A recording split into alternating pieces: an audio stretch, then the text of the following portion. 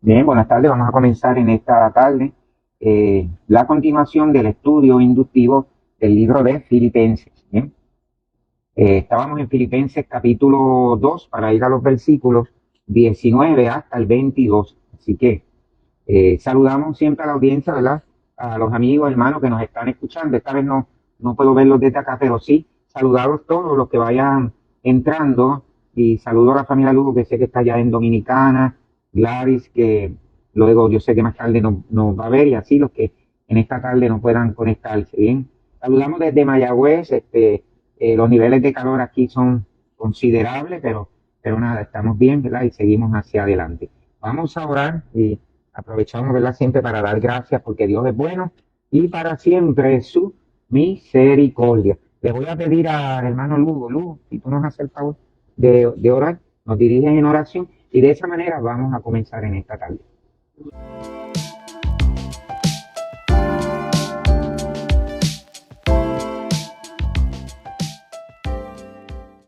Amén. Así que continuamos en esta tarde. Vamos a los versículos 19 al 22 de la carta de Pablo a la iglesia de Filipos, es decir, a los Filipenses, capítulo 2, versículos 19 hasta el 22. Y vamos a estar considerando algo bien interesante, ¿verdad? Que Pablo menciona unas características de Timoteo. Bien, recuerde que, por cierto, Pablo escribe una epístola, una carta a Timoteo, que es un predicador itinerante y que Pablo le está dirigiendo en su quehacer ministerial. Y aquí aparecen unas características interesantes, pero antes, para los amigos que nos están escuchando en esta hora también, vamos a ver Filipenses capítulo 2, versículos 19 hasta el 22. Vamos a considerar esos versículos para luego entonces ver la parte inductiva. Les recordamos a los amigos que este material está a la disposición en YouTube y que pueden buscarlo muy bien allí y van a encontrarlo completo y que nos encontramos en la página 21. Así que a los amigos que nos escuchan, busquen el material y lo puede estudiar también desde allí. A la par que lo vamos discutiendo, pues usted también pues lo puede ir buscando allí. Así que recuerde que se encuentra el material en YouTube y que nos puede buscar en las distintas plataformas, ¿verdad? Y vamos a estar con diversos programas, entre ellos los viernes, que usualmente en la noche, ¿verdad? Contestamos preguntas que tienen los oyentes. Filipenses capítulo 2, versículos 19 hasta el 22. Leamos allí. Para los amigos que lo han podido buscar, pues está en la parte izquierda, siempre está la lectura bíblica. Veamos allí. Vamos a ver. No sé si Jimena lo tienes por allí.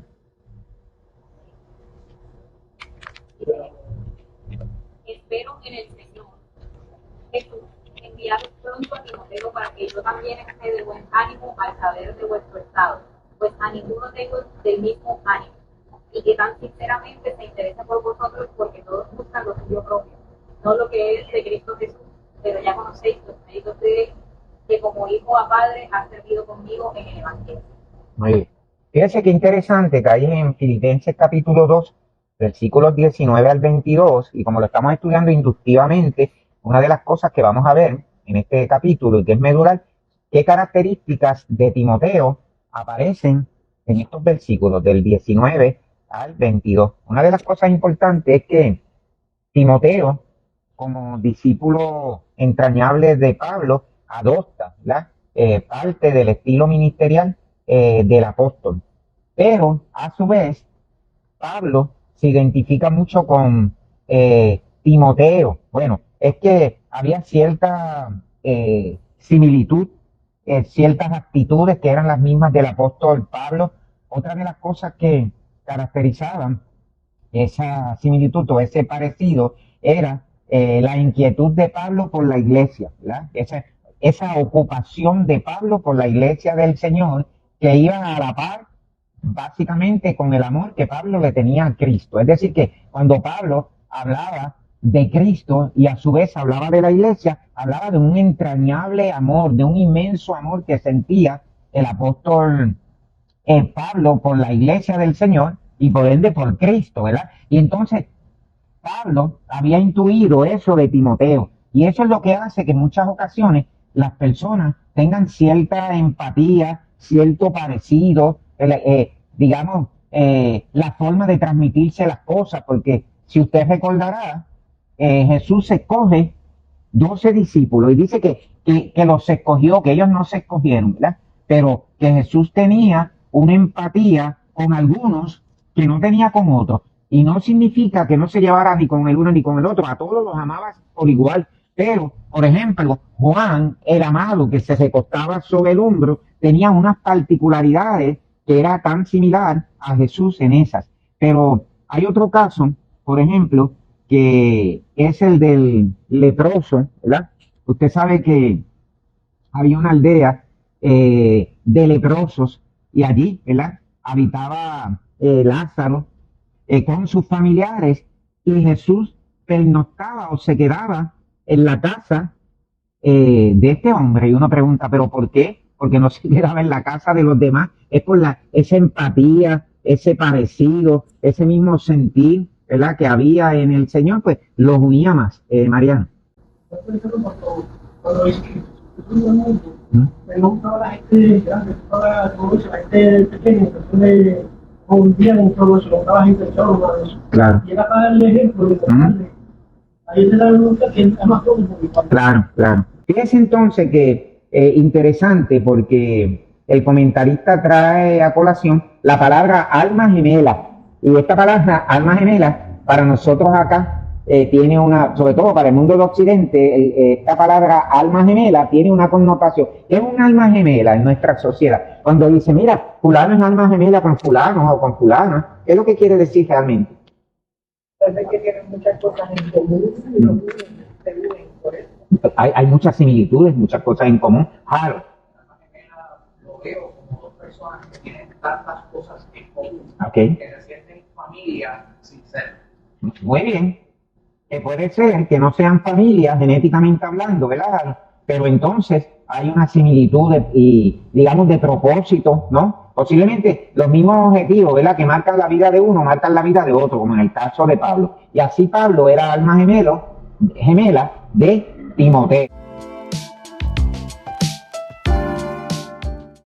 Ahora, ¿qué otros aspectos? Vamos a ver.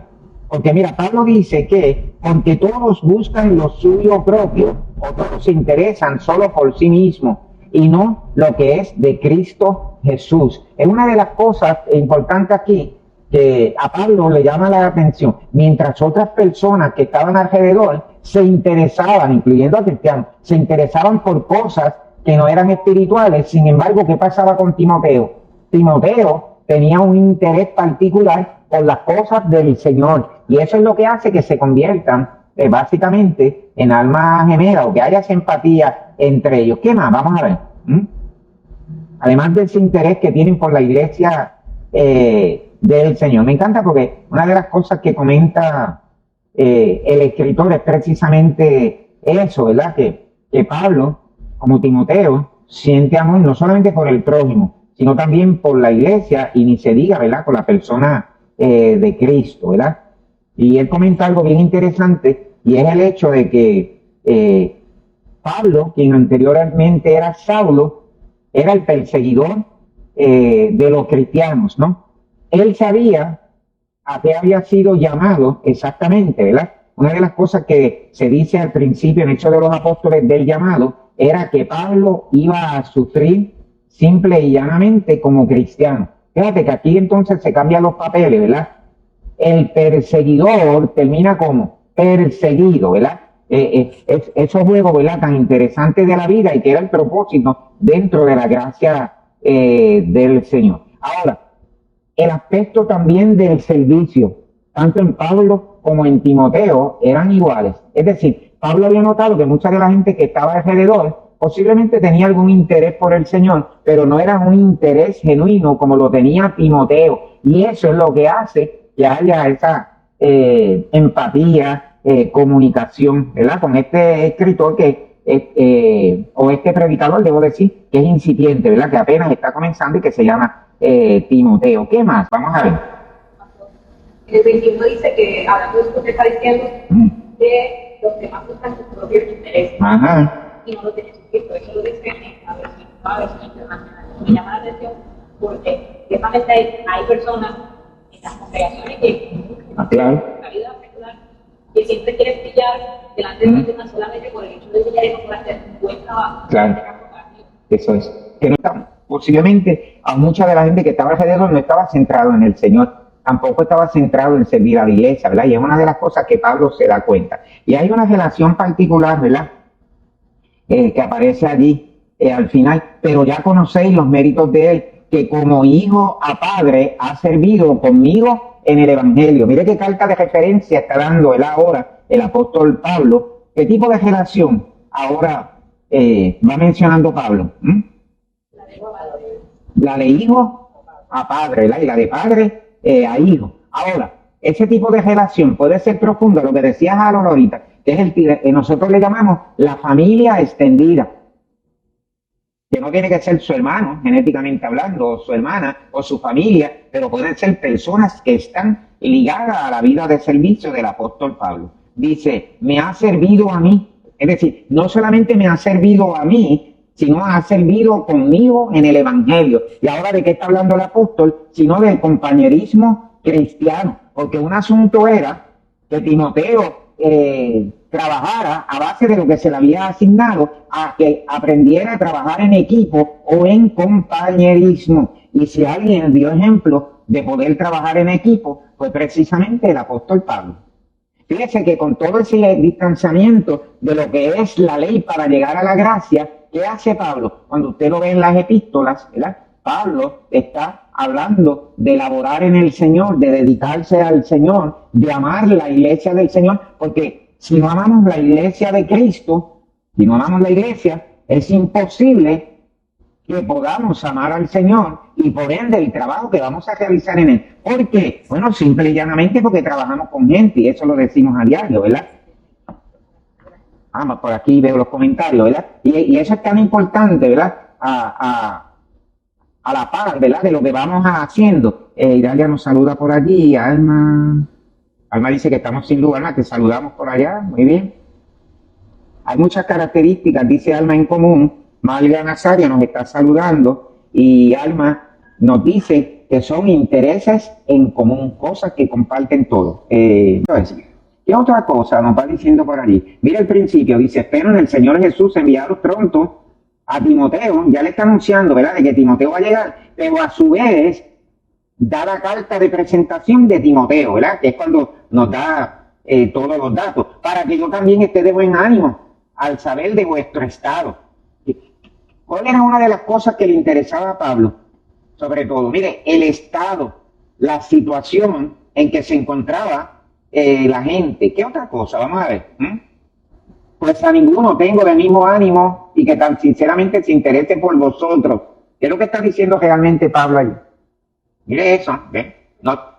Mira esto, puede sonar hiperbólico, ¿verdad? Como exageración. No tengo a nadie más que se interese por ustedes tanto como lo hace Timoteo. Ajá. Se muestra como esa confianza que tiene Pablo y Timoteo. Es su mano derecha, ahí de los manos. Ok, muy bien. Sí. Exacto. Le voy a enviar a una persona que es de mi entera confianza.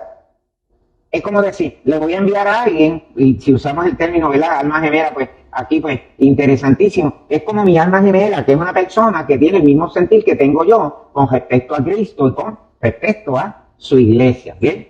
Me encanta esa parte, ¿verdad?, donde dice que pues que todos buscan lo suyo propio, ¿verdad? Pero en el caso de Timoteo no era lo mismo, es decir, que había un amor genuino por el Señor y por su iglesia. Bien, ok, vamos a los versículos 23 y 24. Vamos a ver. Y una de las preguntas que podríamos contestar es la siguiente, ¿verdad? Si Pablo se encontraba preso en Roma, y estaba preso, obviamente, ¿qué asuntos podría haber? Porque escribió, a este espero enviaros luego que yo vea cómo van mis asuntos. Vamos a ver esos versículos 23 y 24. Y luego leo. Sí, ¿cómo es? Así que a este espero enviaros luego que yo vea cómo van mis asuntos y confío en el Señor que yo también iré pronto a vosotros. Muy bien. Fíjense entonces qué interesante que ahora Pablo habla de unos asuntos, ¿verdad? Ya sabemos que Pablo tenía una situación, ¿verdad?, con la justicia. Ahora, ¿qué tipo de asuntos? Vamos a ver.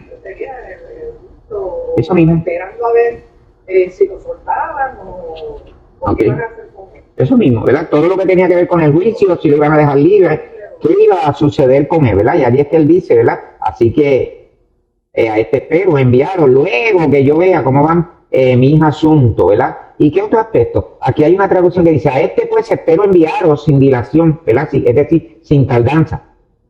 Apenas vea mi situación despejada, lo que estabas diciendo, Gloria, ¿verdad? Vaya, ok, una vez yo pueda resolver esto del juicio, una vez se despejen las situaciones que tengo alrededor, pues entonces voy al otro asunto, ¿bien? En otra dice, tan pronto como pueden prever el resultado de mi causa, ¿verdad? Las gestiones de lo que estaba haciendo, ¿verdad? ¿Por qué? ¿Qué había pasado? Roma no era tan fácil y las situaciones legales y de este tipo, sobre todo lo que tiene que ver con persecución y el encarcelamiento de los cristianos, era un asunto serio. ¿Por qué serio?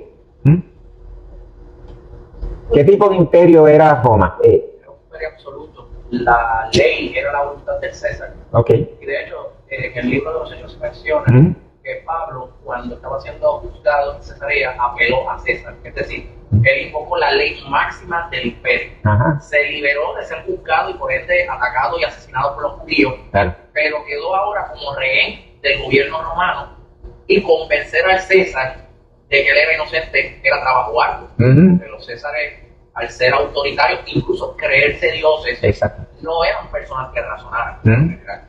Eso es interesante, Harold, esa parte también de que muchos de estos dignatarios que se creían Dios en la tierra, por lo tanto ellos pensaban que el control de la justicia que estaba en sus manos era obra divina, porque ellos eran a su vez divinos, ¿verdad? Y recibían supuestas revelaciones de las divinidades, ¿verdad?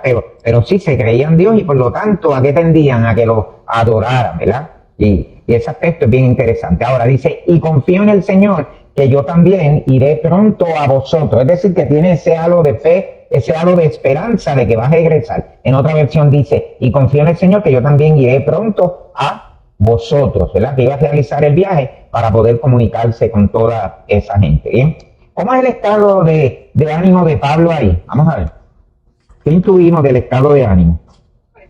¿Cómo? Parece bastante optimista porque dice, apenas yo resuelva esto, voy a estar allá. Exacto, mire, el asunto no era nada de fácil, porque lo que tú estabas señalando, se estaba enfrentando al imperio romano para decir luego, ok, cuando resuelva todo este asunto, pues voy a verlos a ustedes, ¿verdad? La fe, la esperanza, el buen ánimo, que usa la palabra ánimo en varias ocasiones, ¿verdad?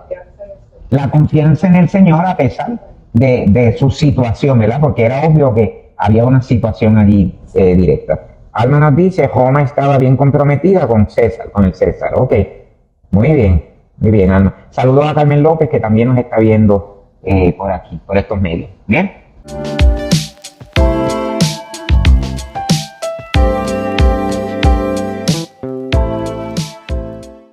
Veamos entonces Filipenses 25 al 27. Vamos a ver. Luego, ¿lo tienes por allá? Ajá, capítulo 2, 25 al 27. Y vamos a ver unas preguntas, ¿verdad? Pablo mencionó 5 cosas sobre Epafrodito. Vamos a ver cuáles son, que están allí. Y por qué Epafrodito se angustió tanto y de qué dependió su sanidad. Es decir, la sanidad de Epafrodito. Adelante. Mas tuve necesario enviarlo a Afrodito, mi hermano y colaborador y compañero de iglesia, vuestro mensajero y ministrador de mis necesidades, porque él tenía gran deseo de veros a todos vosotros y gravemente se angustió porque había oído que habías enfermado, pues en verdad estuvo enfermo a punto de morir, pero Dios tuvo misericordia de él, y no solamente de él, sino también de mí, para que yo no tuviese tristeza sobre tristeza. Ok, muy bien. ¿Qué pasaba? Vamos a ver qué estaba pasando. ¿Quién es esta persona? ¿Quién es Epafrodito? Que por cierto, no se da tanta información sobre él, ¿verdad? Para saber, pero sí por lo que dice el apóstol, pues vamos descubriendo unas cosas, ¿verdad? Además de miembro, obviamente, ¿verdad? A todas luces, pues se da a conocer que es miembro de la iglesia de Filipos. Esa es una de las cosas que tiene compañerismo cristiano con Pablo, que es uno de los colaboradores, que es de las frases que usa Pablo para las personas que estaban cercanas a él, ¿verdad? Los colaboradores, ¿verdad? Los ayudantes, los compañeros de trabajo del ministerio apostólico de Pablo. ¿Qué más? Vamos a ver. Me llama la atención que Pablo le llama administrador de mis necesidades. De hecho, si vamos a la raíz de cómo surge la iglesia de Filipo, fue el Espíritu Santo el que literalmente impulsó a Pablo a ir a un grupo que ya estaba esperando ser organizado. Claro. La iglesia de Filipo, porque Pablo en la forma, la doctrina, se convierte en una de las iglesias más fieles que adoptan a Pablo, cubren, que le sostienen como ofrendas. Y parte de ese compromiso de la iglesia de Filipo fue la participación de miembros como Epafrodito, que fue más allá, que fue capaz de viajar a Roma y estar al lado de Pablo tan pronto supo que Pablo estaba detenido. Claro. Que los lazos, Harold, que tenían eran lazos similares también a los de Timoteo, ¿verdad? Estaban muy cercanos. Mire este concepto, esta palabra por allí que habla de el compañero de armas, ¿verdad? O compañero de milicia, el camarada, ¿verdad? Todas estas palabras tan interesantes, ¿verdad? El camarada de Pablo. Es lo que realmente están diciendo. Epafrodito pudo haber sido maestro y predicador, igual que Pablo. Claro, muy bien. Y que militabas, ¿verdad? Porque este concepto que los romanos tenían claro, lo que era el asunto de la milicia, ¿verdad? El llamarse soldados de Cristo, ¿verdad? De militar, ¿verdad? Juntos, de colaborar juntos en ese gran ejército, que es el ejército del Señor, y poder afrontar ¿qué? Porque aquí se dan situaciones como la enfermedad de Epafrodito. Fíjate que la Biblia no niega ni las crisis, ni las enfermedades, ni las situaciones, a diferencia de lo que queremos hacer acá, pensar que por ser cristiano, ¿verdad?, la persona no se va a enfermar o se va a enfermar menos, etcétera. Interesante que se da a mencionar, ¿verdad?, esta situación de este hombre, ¿verdad?, de este compañero de armas, ¿verdad? ¿Qué más fue Epafrodito? Fíjense que hay un aspecto allí de ser enviados. Claro, algo que estaban mencionando es que esa labor de tanto de Epafrodito, bueno, y en el caso también de Timoteo, se va equiparando en cierta manera a la labor que va a hacer Pablo, que estaba haciendo Pablo, porque Pablo era el apóstol, ¿verdad? Era el enviado. Pero entonces cuando vemos a estas personas, ¿qué es lo que realmente está diciendo Pablo de ellos? Que ellos, por decirlo así, son discípulos de él, que están llegando al nivel de compromiso como enviados. En este caso, sirviéndole a él en Roma. Claro. ¿Qué había realmente en Pablo? Mire, lo que debe ver en una persona que trabaja para el Señor, el ser exigente, ¿verdad? Exigente, y la palabra exigente es buenamente, porque Pablo lo que hacía era observando el carácter de Timoteo, observa el carácter de Epafrodito para poder hablar de ellos, pero para hacerlo, ¿qué está haciendo?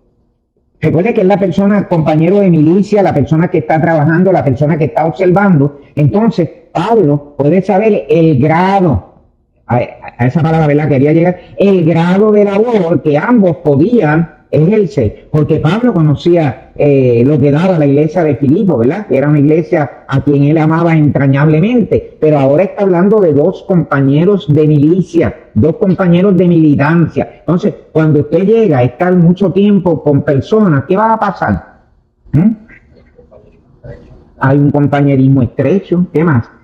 ¿Qué sucede regularmente? Llegamos a conocer más a las personas, ¿cierto? Conocemos el carácter de la persona, conocemos las debilidades, pero las áreas fuertes también de esa persona. ¿Va observando? Y entonces, volviendo al aspecto de que Pablo trabajaba en equipo y que los ve como lo que son, como compañeros de ministerio y camaradas, ¿qué iba a hacer Pablo? Ayudarlos.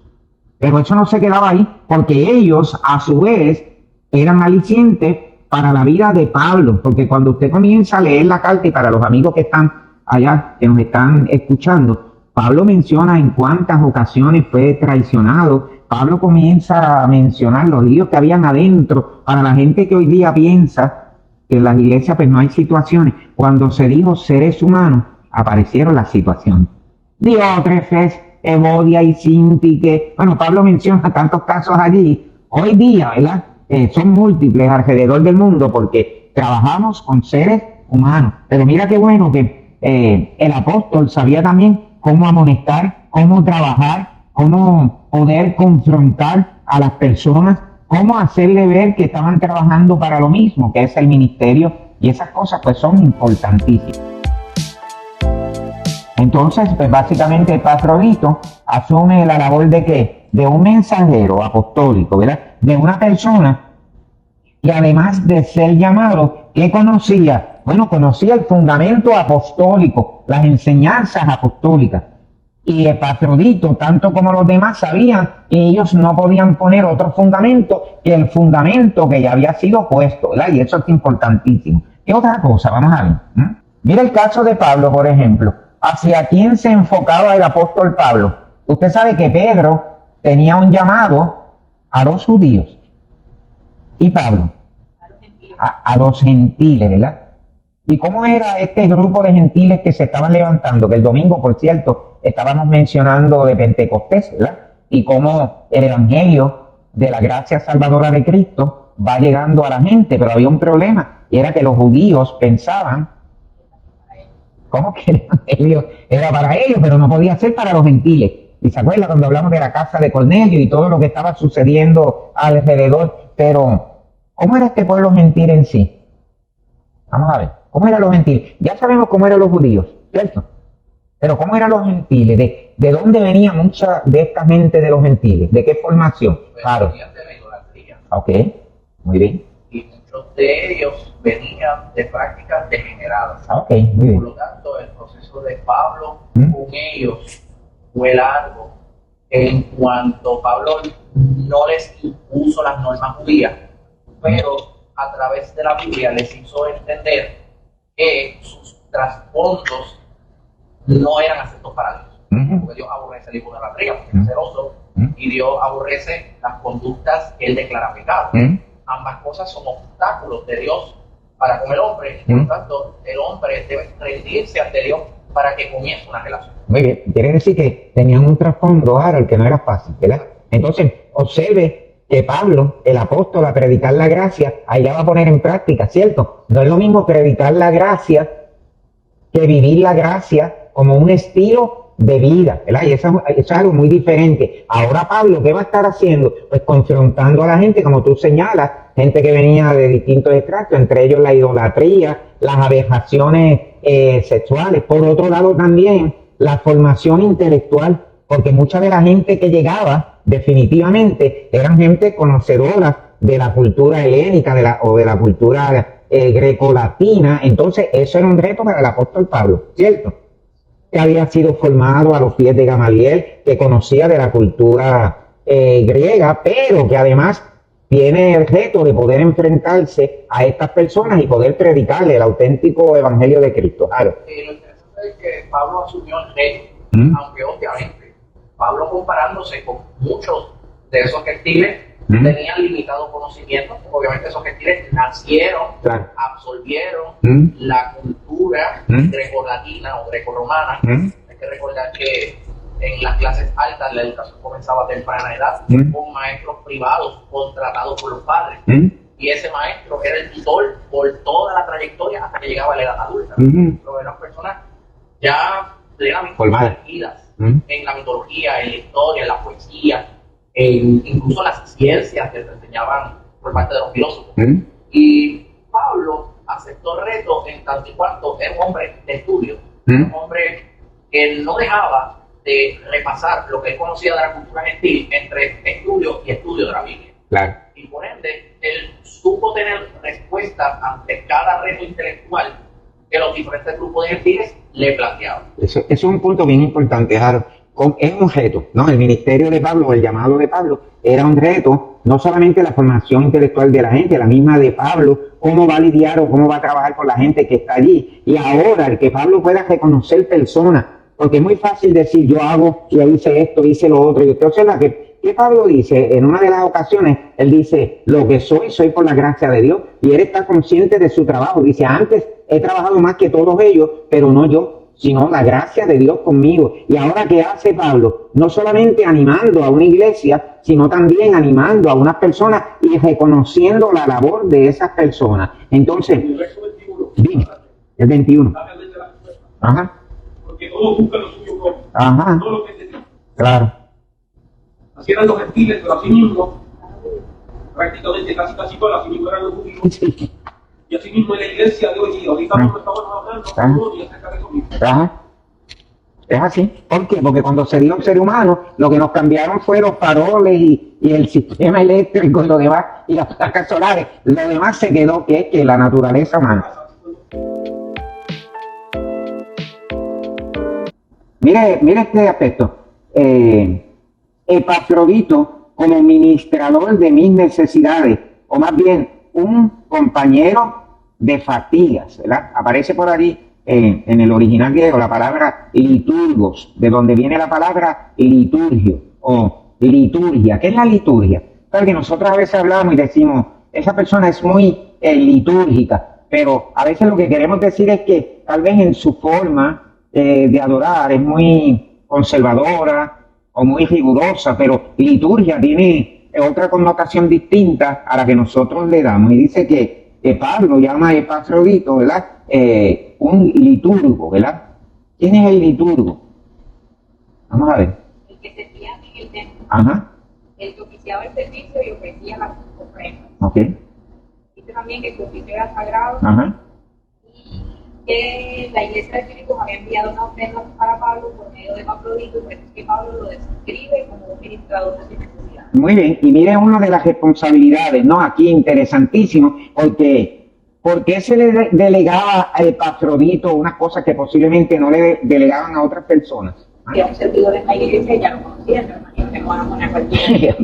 ¿Se acuerda cuando Pablo también hablaba de los neófitos, ¿verdad? Que era de las personas que no tenían el conocimiento y que exponer a estas personas con el mejor deseo que puedan tener podía afectar la obra del Señor. Además, ¿qué pasaba con Epafrodito que lo caracterizaba realmente? Era una persona de confianza, era uno de los ministros del lugar. Ari, ¿ibas a decir algo? Sí, cuando mencionas el tema de los neófitos, ¿Mm?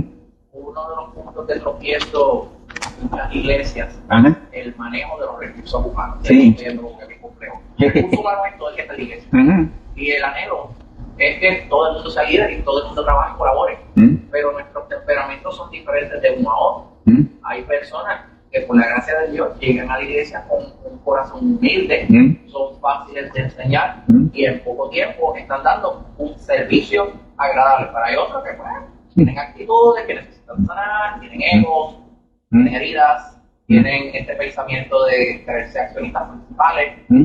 Y entonces soltar un liderato en este tipo de personas sin haber trabajado con ellos, el ego es perjudicial para Claro, la iglesia. claro.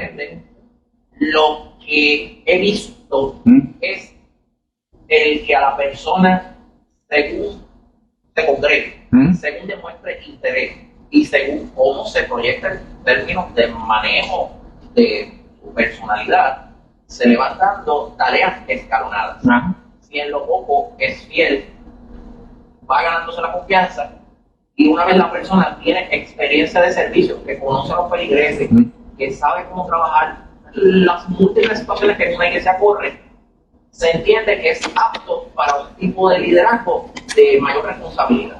Muy bien. Es una forma de delegar, ¿verdad? Entonces ya él se había ganado ¿qué? Se había ganado la confianza, se había ganado el respeto, ¿verdad? Y eso es muy importante, ¿verdad? Cómo las demás personas puedan reconocer el ministerio de Epafrodito. Bueno, tiene que ser necesariamente, como dice aquí, ¿verdad? Mire, para delegarle como ministro las ofrendas, quiere decir que era una persona de alta confianza, pero la manera como se expresa Pablo da con notar que era una persona respetable en todo el buen sentido de la palabra. Jimena.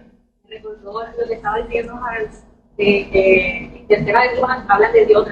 Es como la contraparte de Epafrodito y de Timoteo, ¿verdad? Que habla, bueno, de sus obras, dicen que es una persona que no era apta para el ministerio, que no recibía a los hermanos, que no ayudaba prácticamente. Claro. Entonces, poner como contraposición a uno y al otro. Claro. Entonces, en las iglesias hay tanto de un tipo de personas como Claro, claro. Entonces, y el asunto es cómo Pablo se enfrenta a trabajar con todo ese tipo de caracteres, porque los va mencionando, ¿verdad? A cada uno de ellos y cómo enfrentar, y como decía ahorita Jaro, cómo enfrentarse a una inmoralidad que había dentro de la iglesia, porque en Corintios Pablo tiene que enfrentar toda esta serie de situaciones, ¿verdad? Y no es para menos. ¿Qué más? Vamos a ver, ¿cuál es la situación de Epafrodito? ¿Qué le estaba pasando? Vamos a ver. cáncer. estaba enfermo. Durante su estadía allá con Pablo. Claro, estuvo a punto de qué? A punto de morir, ¿verdad? Y lo menciona allí. ¿Qué más sobre él? Vamos a ver. ¿Se ocupaba la iglesia? No, fíjense que no digo se preocupaba, sino se ocupaba, ¿verdad? Porque pre es antes de, ¿verdad? ¿Se ocupaba la iglesia? ¿Había desarrollado esa sensibilidad la iglesia? Claro, es una de las cosas que menciona aquí precisamente Pablo al principio de la epístola, porque ¿cómo era el amor de la iglesia de Filipos hacia Pablo? Bueno, no la claridad, pero así como que mi amor. Lo estimaba, lo estimaba, lo amaba, y Pablo, claro, de esa misma manera, Pablo, digamos, le dedica, porque hay varios momentos que Pablo está hablando muy bien de él. Como era recíproco. Muy bien, había ese cariño, ¿verdad? Ese respeto y era recíproco, muy bien. Fíjense que hay una de las cosas que me llama la atención de Pablo. Cuando Pablo, por ejemplo, hablaba del trabajo, pues no quería hacerle de peso o de carga, ¿verdad? A la iglesia, y él trabajaba, ¿cierto? Pero también en otras ocasiones Pablo quería aligerar la carga de la iglesia. ¿Qué puede llevar al apóstol? Es que estoy mirando un pastito que está afuera, estaba jugueteando afuera, ya le estoy observando desde acá. ¿Qué puede llevar al apóstol realmente a eso? Vamos a ver. A no querer ser de peso a la iglesia. Vamos a ver. O que la iglesia tenga unas cargas. ¿Qué puede llevar a eso? Vamos a ver. Fíjense que en el primer caso, Pablo decía, bueno, hacía las casas de campaña, hacía todas las labores, pero usted lo ve que en otras ocasiones también menciona que no quiere ser carga. Es decir, que ¿qué va a hacer entonces él? ¿Va a ser un colaborador o un asiduo colaborador para que el ministerio no sea una carga para la gente? ¿Bien? Porque el ministerio no puede ser una carga para la gente. Amén. Yo comencé aquí en el 70, bueno, aquí no, comencé allá en el campo en el 74. La gente me decía que, ¿cómo puede con 2 lugares exactos? ¿Cómo puede? Yo le digo, bueno, lo que pasa es que cada persona hace lo que debe hacer y la carga es menor, pero nunca me he sentido, nunca he estado en casa honestamente alándome los pelos. Yo no me lo hablo. Claro, hay situaciones que sí ocupan lo que es la gente, los problemas de la gente, que a veces uno pues se los lleva, ¿verdad? En oración y que a la larga tiene que descargarlo. Pero es importante ese aspecto, era que la generosidad de Pablo era tal que no quería que la gente se cargara en los ministerios, y eso es bien importante. Yo puedo ser colaborador suyo y cuando yo entiendo, voy a dar un ejemplo, y hay mismo comedor social que lo tenemos de jueves a sábado, pero es un trabajo arduo de todo el mes y de toda la semana. Lo que hace que funcione ese y cualquier ministerio es que hay personas que están allí dando el máximo para que eso se lleve a cabo. Es decir, yo no me puedo llevar para mi casa una carga que no me pertenece, porque esa carga está distribuida en las personas que están alrededor. ¿Para qué esto? Y yo me imagino que era lo que Pablo también traía a colación, para que la gente no se cargue. Amén. Yo comparo cuando la gente se carga. Usted sabe lo que es el dromedario, que es el camello que tiene la joroba. El dromedario es el camello que tiene una sola joroba. Y podemos asumir cargas que no debemos realmente llevar. Mire, la sociedad tiene demasiados problemas, tiene demasiadas crisis, tiene demasiadas cosas alrededor para cargar cosas que no tenemos que cargar. Aquí todos pertenecen a familia, ¿cierto? Una familia de alguna manera u otra, tiene sus papás, tiene su esposo, tiene su familia. Entonces, son muchas las responsabilidades que tenemos. Si trabajamos de esta manera, como dice Pablo, y como hemos trabajado por estos años, y esperamos que por los años venideros podamos trabajar de esa manera, la carga va a ser realmente ligera para nosotros. Amén. ¿Por qué? Porque yo no puedo llevar una carga que realmente no debo llevar, ni siquiera cuando se trata de la salvación de la gente. Usted se imagina la angustia que debe cargar con la ocupación, que ya eso sería suficiente, del problema espiritual de la gente, de las prácticas nocivas de la gente, de las actitudes de la gente. Nadie puede sobrevivir de esa manera, a menos que, como dice la Escritura, deposito toda mi ansiedad sobre el Señor. Amén. ¿Por qué le digo esto? Porque Pablo tenía una formación judía, ahora va a estar a cargo del pueblo gentil, y como tú señalabas ahorita, el pueblo gentil no era nada fácil como son los seres humanos. Entonces, Pablo enfrenta vituperio, pero Pablo tiene que enfrentarse, por ejemplo, a una iglesia como los Corintios, que era una iglesia bien carismática.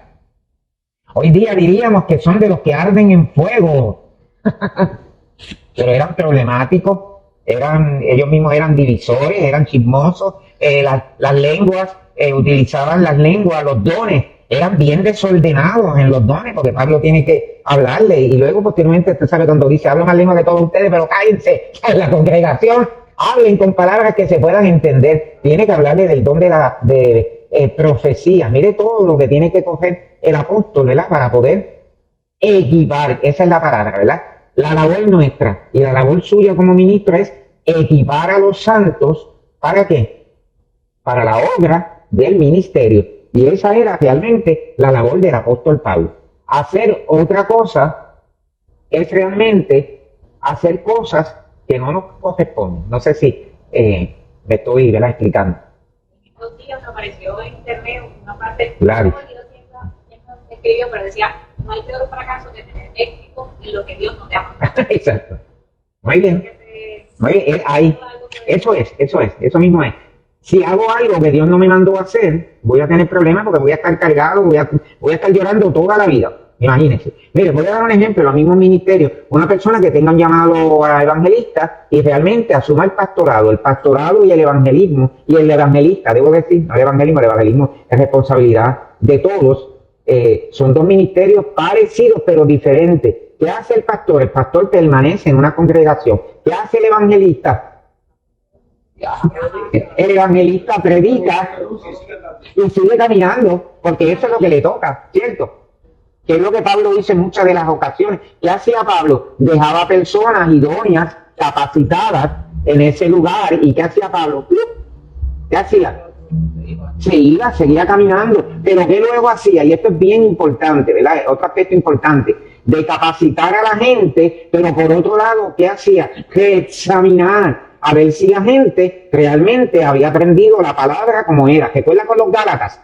Que los Gálatas, conociendo la gracia, se tornan a fábulas judaicas y otras cosas, pero no solamente con eso, sino también con las conductas que señalábamos ahorita, ¿verdad?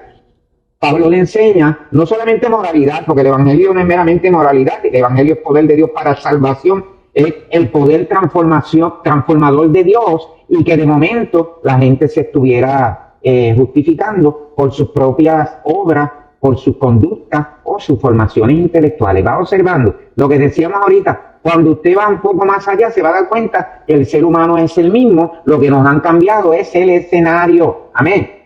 Pero en depravación total hemos sido los mismos, y depravación total del hombre significa que el hombre muerto en delitos y pecados es resucitado enteramente por la persona de Cristo. ¿Qué más? Vamos a ver. Saludos a Gladys, que nos está viendo acá, y siempre hemos sido asistente, y hoy nos está viendo desde su casa. Gladys, Dios te bendiga también. Alma dice, Pablo, su llamado fue a los gentiles. Ok, los que no eran el pueblo judío. ¿Qué otra cosa? Vamos a ver. ¿Qué es lo que quería Pablo al salvaguardar la gente, que la gente no tuviera cargas que no debía tener? ¿Qué quería realmente? Que la gente pudiera guardar que la paz. Que se sientan livianos, que se sientan descansados, ¿verdad? Recuerda cuando habla de hablar de la paz y la santidad, ambas que son importantes, sin la cual nadie verá al Señor, ¿verdad? Yo puedo hacer lo que haga en la vida. Si te hice esto, pero ni me puedo acostar porque no puedo dormir, porque no tengo paz. ¿Usted se imagina? Y entonces el Señor es el único dador de esa paz. Dice, mi paz os dejo, mi paz os doy. Y es un proceso por el cual tenemos que pasar todos en las diferentes etapas. De que trabajo, laboro, hago lo que sea para el Señor, pero la paz que me dio el Señor yo no la puedo ceder a nadie ni por ninguna situación. Amén. Porque eso es lo que me hace, ahorita con tú estabas diciendo algo que me juqueó, me encantó. A los muchachos dicen me juqueó, me encantó. Y era que estabas hablando de disfrutarte las cosas, ¿verdad? Eso es. Y esa es la palabra. Disfrutamos lo que hacemos. O sea, que es distinto con mañana tengo que hacer esto. Eso es lo mismo cuando uno tiene una profesión o una vocación y al otro día voy a enseñar y digo, ay, ¿por qué? Con estos nenes y esas nenas que van a estar en ese salón. Yo no me disfrutaría nada. Yo le digo que los años que yo estuve, gracias a Dios, enseñando, yo era loco con llegar a enseñar. Ahora, no quería decir que en el salón no te encontrara situaciones, tanto en la universidad como en los demás grados que enseñé, porque el ser humano es el mismo. Pero esa alegría de poder servir, eso no se puede perder. Si eso se pierde, hemos perdido todo. Hay que disfrutarse de eso, ¿cierto? Eso es parte de la vida. Y cuando termine esa etapa, ya llegarán otras etapas, como ahora mismo que son las 6 de la tarde y pasamos a otra etapa, pero se trata de crecer, ¿verdad? Pero de crecer en ese modelo de paz que nos enseñó Pablo a través de su ministerio, ¿bien?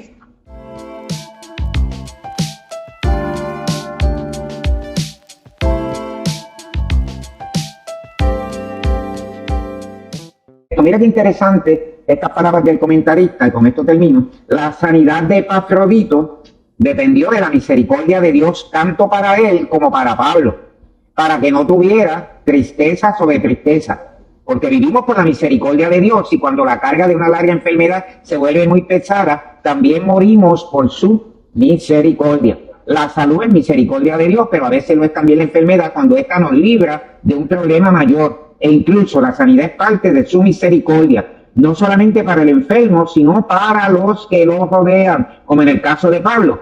Dios tuvo misericordia de él, y no solamente de él, sino también de mí, para que yo no tuviese tristeza sobre tristeza. Esto es interesante, con esto termino, sobre todo para la labor de las personas que son cuidadores, o que hemos sido cuidadores de personas enfermas. ¿Qué es lo que pasa? Que mientras las personas agonizan, hay un tipo de agonía emocional que se va dando en la persona que cuida. Y mira que Pablo lo refleja aquí muy bien. La tristeza que sentía Epafrodito por su enfermedad era la tristeza que Pablo también sentía al ver a Epafrodito en esa condición de salud. ¿Y cómo se llama eso? Bueno, tal vez lo podemos resumir, hola Jan, en una palabra, de que está acá Jan, en una palabra que se llama solidaridad, ¿verdad? Ser solidario con la gente, sentir también el dolor por el dolor, y valga la reiteración, que tiene la gente, ¿verdad? O que sufre la gente. La semana que viene vamos a Filipenses capítulo